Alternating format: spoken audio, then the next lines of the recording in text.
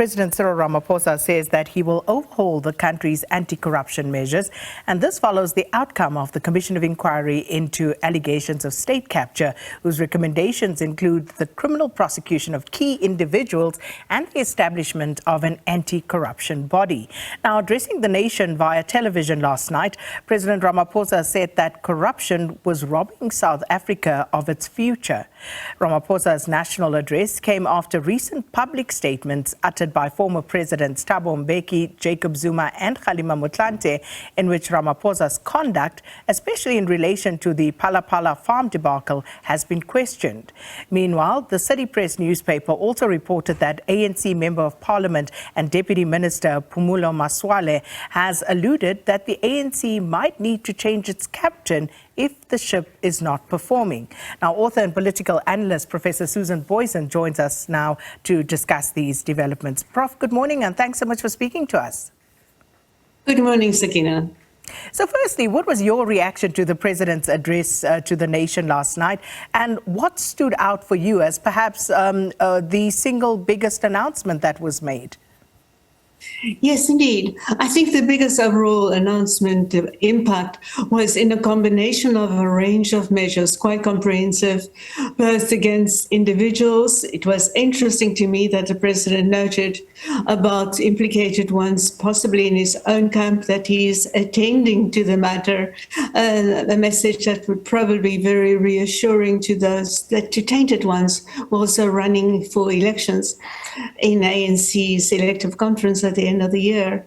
And it was also notable to me the range of measures, detailed in some respects, that he announced that would be forthcoming.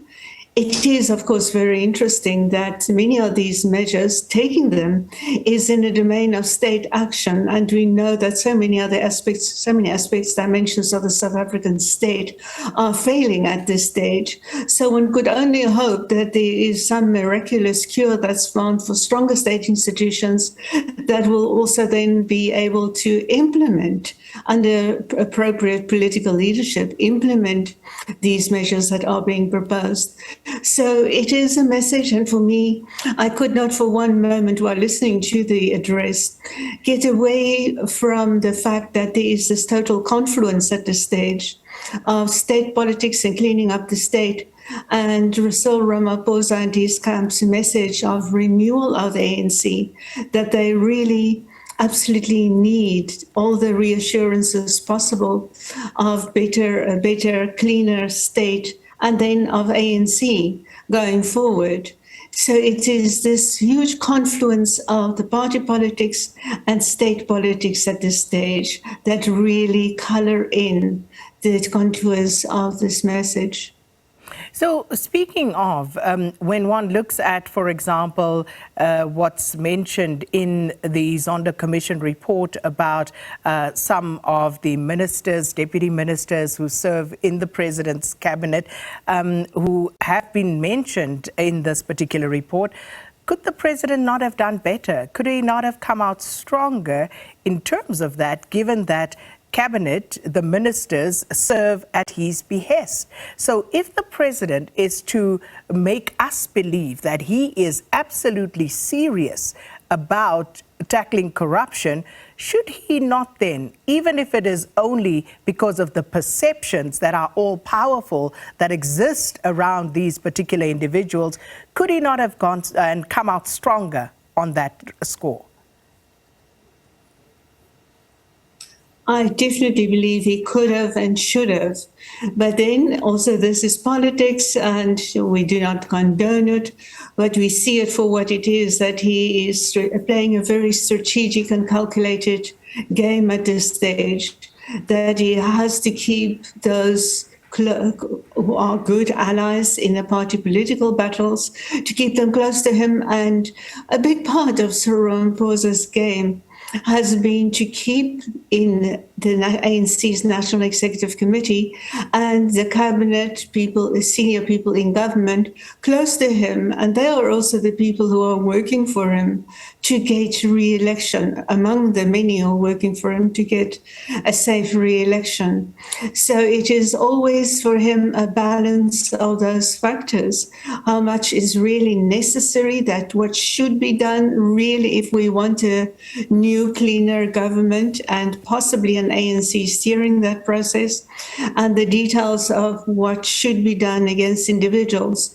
And that is perhaps one of the most strongest standout features of the ANC's election campaign, which, as I said, we cannot separate it from last night's announcement that there are so many individuals running who really depend on getting an interim reprieve in terms of not being prosecuted or not being put up for direct immediate investigations, and that there is a water treading in that respect. We see so many, or at least a range of people in Cyril Ramaphosa's camp in that category. And as long as that does remain the case, and it is not going to the case for the argument that's being made that the state is really being cleaned up of corruption, that there is a better future, it's not going to do any justice to that cause. Of course, all around, and that is one of the standout features too of the ANC's forthcoming elective conference, that all camps are so dependent on the stand set aside resolution not being strictly enforced, that these candidates with certain question marks behind their names are sprinkled, scattered across the different positions on the tentatively emerging slates. And so last night's address and the particular formulation that Cyril Ramaphosa used in that certainly didn't do any advance in a serious manner confidence that there is clearly clean up pending in a measurable, definitive way.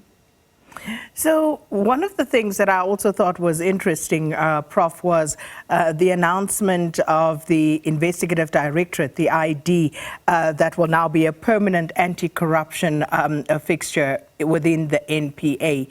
And the question is this a hark back to the Scorpions era? Well, it could possibly be. Again, it's in a game of perceptions and allusions to a better alternative, stricter enforcement regime that may be in place. So there weren't specific pronouncements on the exact details of that, but it certainly plays in on that sentiment of the Scorpions and that they were effective in the earlier days. So yes, it's a game of image, perceptions, and hope that the public out there, the electorate, when they come to 2024, will believe that there is definitive progress and that there's a president that is not afraid to act. And of course, his image also, because there are question marks behind his own name, not in terms of corruption, but other inappropriate actions along the PhalaPhala lines. And that the more definitively comes out and the better perceptions he creates around the possible action that may be forthcoming, the better it will be for the image of his own campaign. So one of the other criticisms is that some people saying that the president said nothing that is not already out in the public domain. Would you say that's a fair observation? And if so, why do you think the president felt the need to address the country the way he did last night to begin with? Yes, indeed. If one looks at individual measures, there is nothing much that is specific and is promising of a whole new future of definitive turning of the page on the whole corruption and state capture matters. But it was an essential in terms of government and the legal prescripts and the expectations that have been put, that it was expected that the president would put out the statement on how he and his cabinet intend to respond to the Zondo Commission recommendations. And to the extent that it's really a big package, comprehensive, in many ways, at least detailed along the spectrum, that is new in putting that together. But in terms of the details, the specifics of individual cases, we have no assurances yet that there will be a clear further development that will turn things around. And for Cyril Ramaphosa, as I broadly stated just now, it's very important to get the image that he acts, that he is in charge, and that he can make that difference, because his election campaign for the ANC's elective conference in December this year really hinges on that image of ANC renewal, that it is indeed something that is still possible. And then last night's opportunity and the details of this reaction, even if not new in any of the exact details, that is a big part of that creation of the image of renewal. ANC has a whole internal structure working on renewal and getting out the idea that the ANC is really making progress in renewing itself. And so much depends on the outcome, on the perceptions of this event last night, or the details of a comprehensive package. But I think overall in the impact, we are not yet persuaded that that is a definitive set of new steps and that there is sufficient progress with the necessary momentum and determination. That's what is required to persuade us not just that the ANC is actually able to renew itself, but also whether there can be a hope for a better government. And then the president also spoke about whistleblowers, in trying to fight corruption, talking about the measures that need to be implemented. And at this point, for me, that was a moment to pause and reflect on what has happened to whistleblowers. Why would anyone in South Africa want to be a whistleblower when the protection for whistleblowers seems to be scant at best? You think about Babita Deokaran, shot and killed, and a year later, you look at how that particular case had been tackled, and then only when there's a bit of an outcry, a bit of outrage expressed from the media and other avenues where there seems to be a bit of action, and then there's a lull again. You think of the Sindiso Makaka case where Thabiso Zulu had to go back and forth between the police, intelligence, and basically begging for protection, even though there was a report that stated that he needed to be protected, had attempts on his life, and that seemingly went nowhere slowly. You think of the guy who blew the whistle at SARS, Williams, and the fact that he had to leave the country as an example. And I just felt that was so, almost spitting in the face of whistleblowers who come out, who risk their lives, and some of them whom we don't even know would lose their jobs and find it difficult to find employment ever again because they would be blacklisted in one way or another by those in charge. So what did you make of that? Yes, that is such a sticking point, that one, because we know the dismal levels of protection so far, as you outlined, for whistleblowers.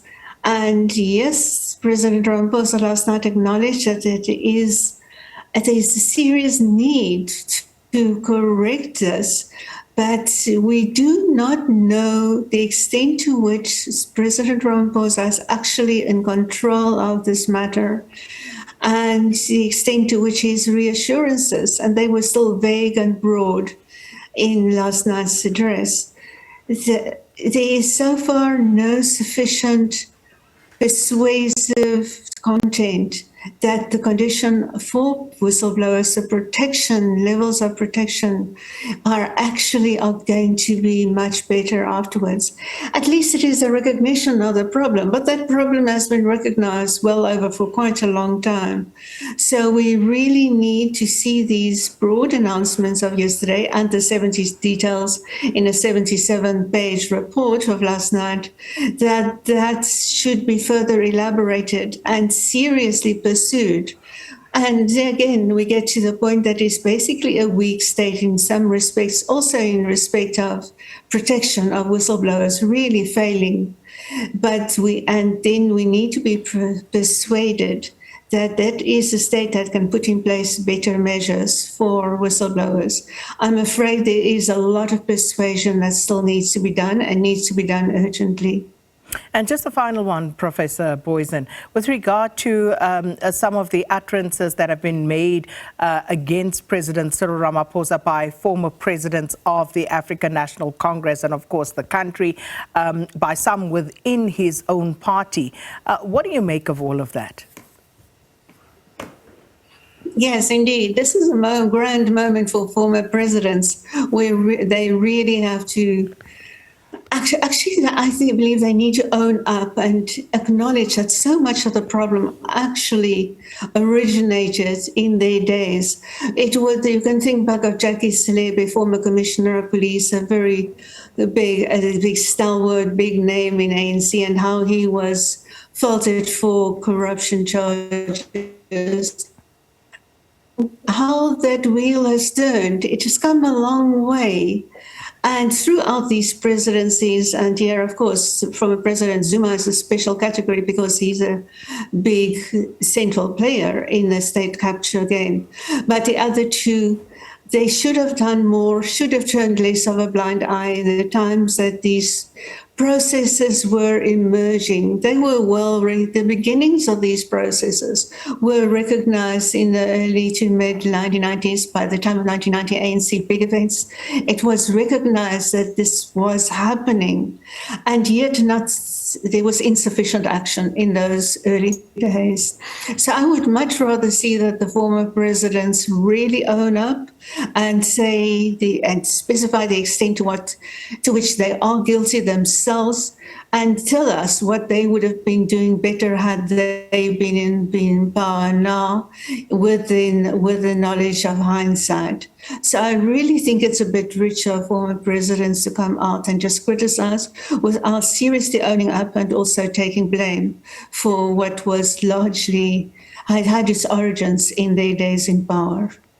Well, Professor Booysen, thanks so much for your time. Author and analyst Professor Susan Booysen discussing the ANC's internal challenges as the ANC in KwaZulu-Natal leadership, they've come out condemning the public criticism leveled against sitting ANC President Cyril Ramaphosa by the party's former presidents, and also talking to what the president announced last night.